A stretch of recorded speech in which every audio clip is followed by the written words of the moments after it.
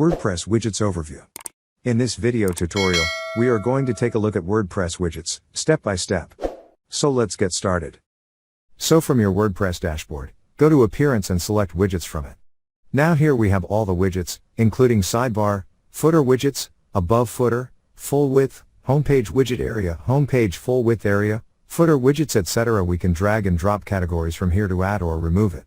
Now go to your site and refresh it. So here at bottom, we can see Meta tab. Back on widget page, let's remove Meta from here. Back on site, refresh it, and your site will be updated. Now, back on widgets, let's add calendar over here, insert your title and done. Or you can also delete it. So this is how the widgets work in WordPress. Thank you for watching.